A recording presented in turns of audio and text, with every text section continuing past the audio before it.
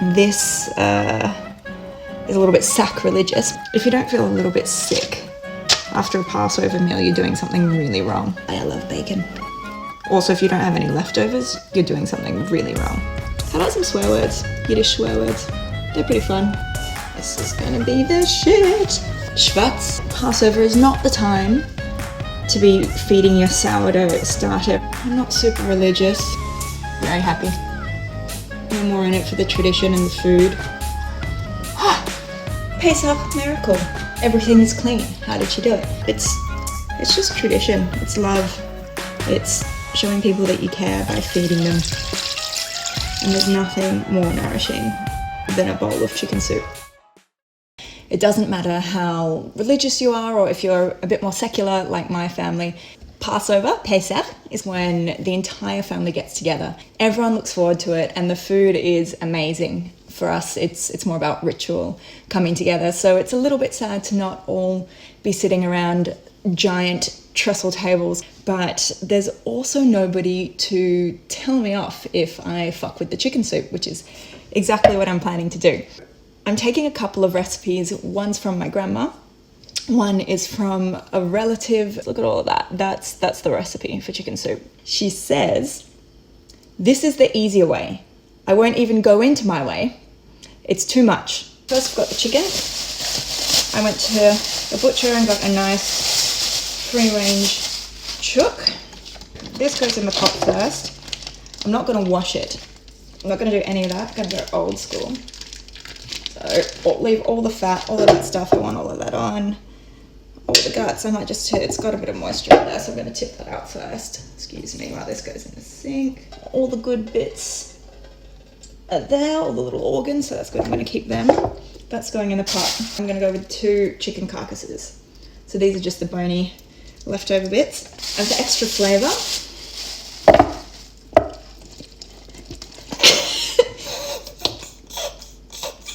oh my god, it sounds like it's still alive.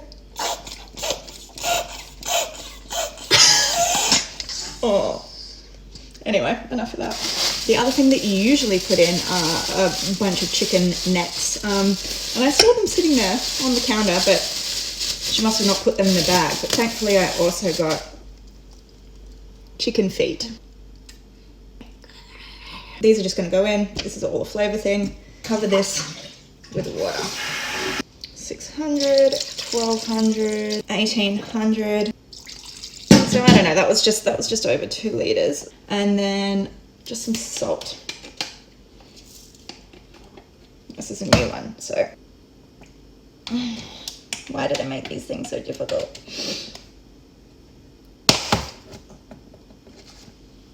I don't know if that's how you meant to do it. My thumb is stuck. Oh my god, my thumb is actually stuck in the salt. Ow. Oh, Jesus Christ. That was not kosher. I don't know how much. Probably just a bit more than you think. So I'm just going to leave that now until that starts to simmer. The key is not to let it boil. And then I'm going to continue to let it simmer without any veggies, without anything for a couple of hours at least. Maybe 1, see how I go. And then just start skimming all the muck off the top. And then I'll add in all my veggies. Because none of my relatives are going to be eating my chicken soup, I'm going to put my own spin on it. So, I mean, we've got all the usuals here. I've got carrots that go in, leek. I pre-prepped my leek. I chopped it all up and I put it in a little Ziploc bag to keep in the freezer because I wasn't going to use it anytime soon. Key ingredient to any Jewish chicken soup is lots and lots of dill. It's just not Jewish chicken soup if there isn't any dill. So I've got those things, onions, of course, garlic, yes. I'm going to put an Asian spin on my chicken soup. I'm also going to add ginger, lemongrass. I wanted to add Chinese celery instead, but they didn't have it at the shop, so this is going to have to do. Always, always, always parsley, coriander.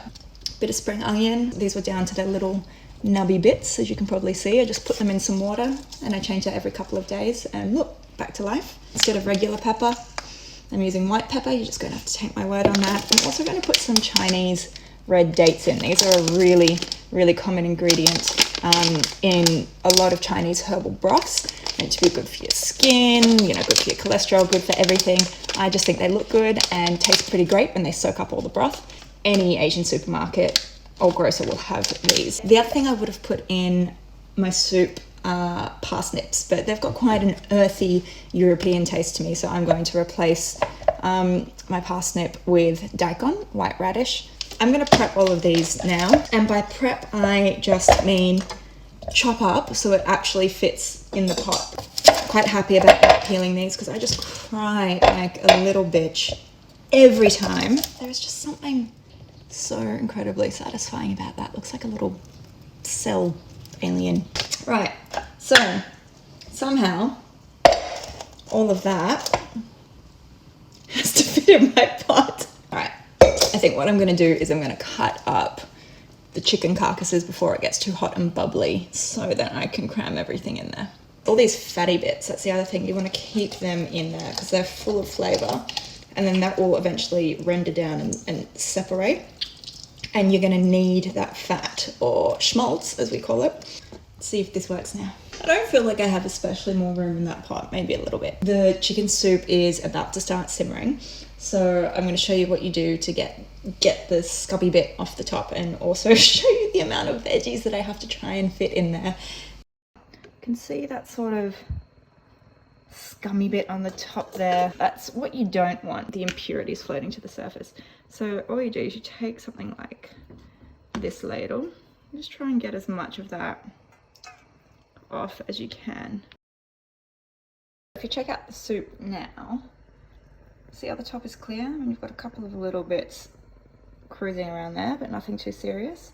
So I've skimmed all the goopy bits off into there, but there's a lot of beautiful fat around here and a lot of flavor, so I'm actually going to use a sieve and pour the broth back in here, and that could be fed to that. Scummy bits. Yeah, you would. Did you miss me? It's been about 2 hours since the chicken went in with the water, and the broth is looking beautiful and clear, which is fantastic. I have decided that I am going to need to split my chicken soup into two. There is absolutely no way I'm going to fit this massive bowl of veggies in there.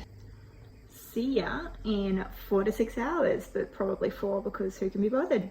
You'll notice it's pretty dark now. That's because 5 hours have passed since I last checked in on the soup. I actually did read a whole book, so that's something. I mean, 5 hours is nothing in the scheme of things. We spent 40 years in the desert. Anyway, enough banter. Let me show you this soup.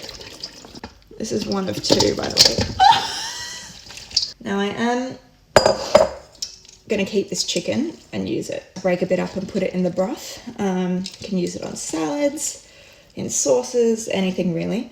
The veggies are pretty much, they're done. The only things I'm going to pick out if they stay intact are the daikon, because it soaks up the soup like a beautiful fibrous vegetable sponge, and of course these little red dates, little red Chinese dates.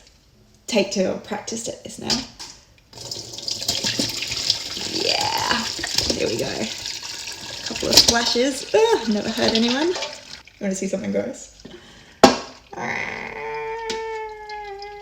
This broth looks amazing. It's so yellow and golden that it almost looks green. Yes, yes, yes. I'm going to strain this broth so all those little bits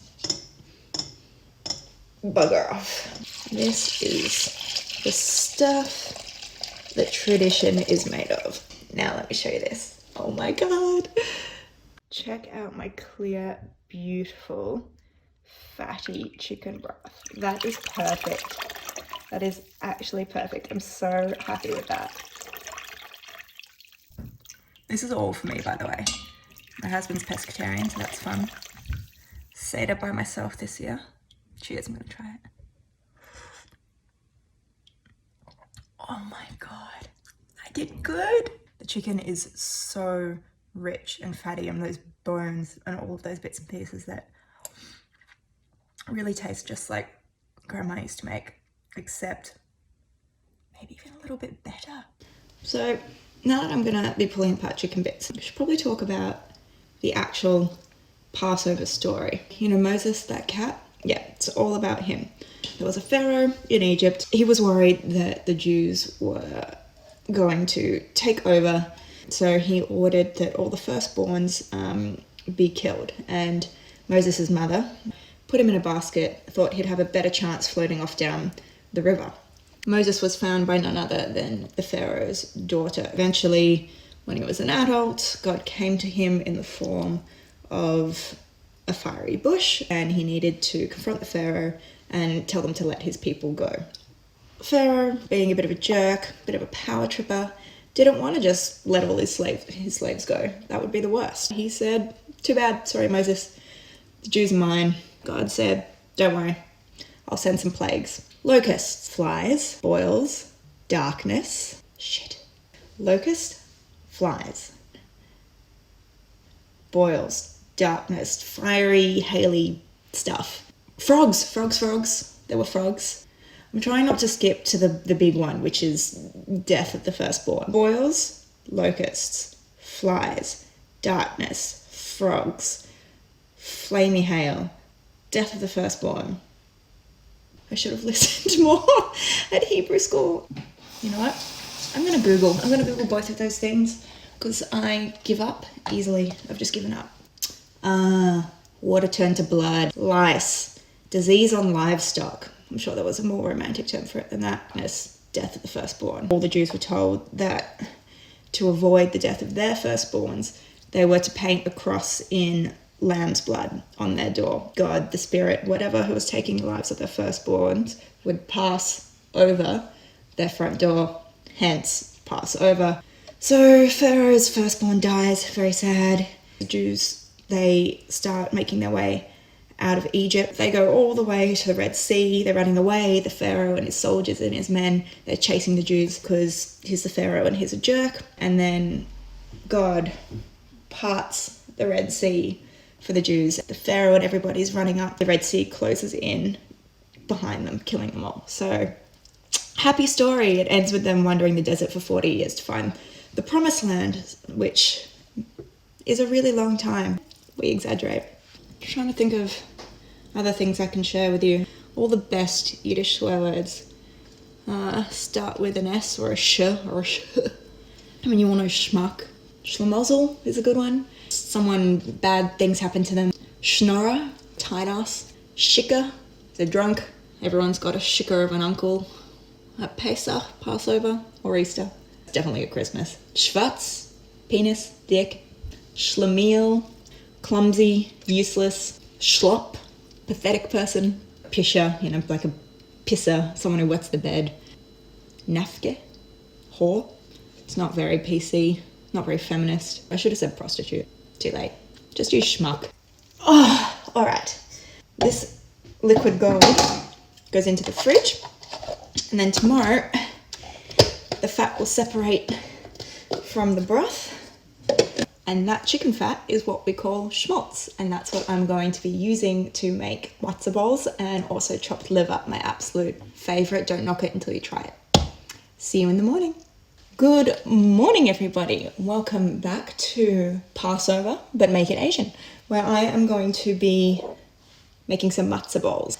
So I've got some matzo meal, very important. If you don't have that, you can just buy the actual matzo, whiz it up so it's really fine, like that. All I'm gonna do is add my ingredients and incorporate. So usually you'd probably use chives, but I'm gonna use some spring onions, defrosting from the freezer that I prepared earlier. So they go in. There's a bit of an old wives' tale, an old Jewish wives' tale, that you're meant to use soda water or seltzer, but I'm just going to use normal water because I am a heathen. 2 teaspoons of salt, 2 heaped teaspoons of grated ginger. And I'm going to add a few ingredients to make it a little bit more Asian. So I've got rice wine vinegar. Now rice is a funny one. Some people say you can eat it at Passover, others say you can't. I say you can. Just going to go a tablespoon of each of these. Sesame oil. And last but not least, a tablespoon of fish sauce. If you don't have fish sauce, you can just chuck an anchovy in there. A couple of cracks of white pepper. And because I'm a little bit hardcore, I'm going to add a few Sichuan pepper seeds. I love that numbing spice. Maybe just one more. Okay, just a little bit. I'm just going to mix all of that together. Make a little hole in the middle, nice little well. And then in that well, we're going to crack some eggs. One at a time, just mix that in. So all up. I'm going to use 6 eggs. Maybe 7. I like it a bit eggy. Did I say how much matzo meal I used? I don't think I did. Probably should have said that at the start. I used 3 cups of matzo meal, by the way, which is exactly 375 grams. This is the fun part. So that broth from last night, you'll see now that this is separated. So on top there, you've got this wobbly layer of fat. That's called schmaltz, that chicken fat, and we're going to use that in here. It's a completely different texture to the chicken soup, which has gone all jellied below it. So you can actually buy schmaltz from usually a Jewish deli, I'd say, but call ahead.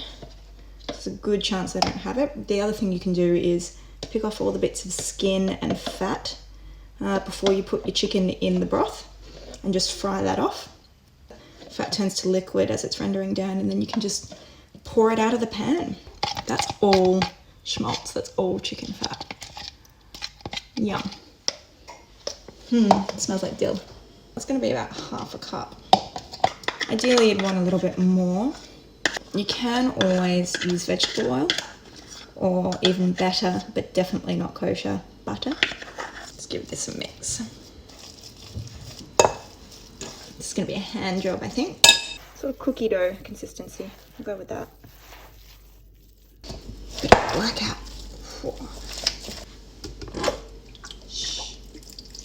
I changed my measurements. My measurements have changed. You need more than a cup of water. You need more than half a cup of schmaltz. That's what cooking's all about. It's about learning. It's about making things up. If it doesn't work, that's fine. It's still a story. I've still had fun. I've got this big, doughy matzo ball now. That's my mixture. Now what I'm going to do is I'm going to put some cling wrap over that. I'm going to leave it in the fridge, hour, 2 hours. It's more like 2.5 hours. Matzo ball mix. Grab a little bit, probably ping pong ballish size. Roll it up. That's going to be a matzo ball. They smell decisively Asian thanks to the sesame oil. I'm really excited for these. Usually when I have Passover, family Passover, the matzo balls that we get are big, about that big. And they sort of soak up all the delicious chicken broth and expand in your stomach until you're so full you can't move. The reason that we don't use wheat in anything is because when the slaves were forced to leave Egypt in a massive, massive hurry, they didn't have time for any of their bread to rise, which is a little bit ironic given that everybody's obsessed with making sourdough at the moment. It is the time to be eating wheat-free, to remember our history, tradition.